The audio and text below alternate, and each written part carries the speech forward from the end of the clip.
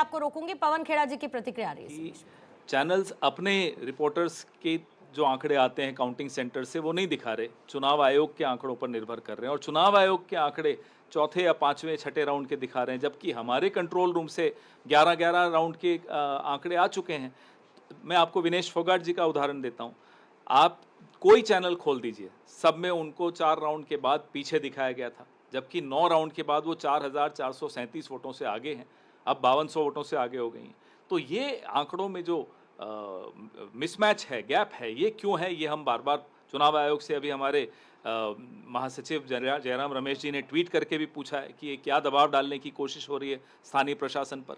इसलिए हम फिर से चुनाव आयोग को कह रहे हैं, आगाह कर रहे हैं कि इसमें तुरंत एक्शन ले, तुरंत जितने राउंड्स हो चुके हैं अपडेट करें, जितने भी जो ट्रेंड्स हैं उनको अपडेट किया जाए। सर किस तरीके की आपको खामियां आपको लगता है या क्या होना चाहिए? 11 राउंड हो चुके हैं, 12 राउंड हो चुके हैं, आप अभी छठे या सातवें राउंड पर ही रुके हुए हैं। चैनल्स उसी पर निर्भर कर रहे हैं, चुनाव आयोग के उस पर। रिपोर्टर्स के अपने आंकड़े बाहर आ नहीं रहे हैं। कभी कोई काउंटिंग में ऐसा नहीं होता कि रिपोर्ट। तो पवन खेड़ा को आप सुन रहे थे। मनीष जी जरा ये बताइएगा, पवन खेड़ा साहब जो कह रहे थे, फिर तो ये वही वाली बात हो गई जो मुझे याद है चुनाव आयोग जब प्रेस कॉन्फ्रेंस लोकसभा चुनावों की कर रहा था तो कुछ शायरी पड़ी गई थी।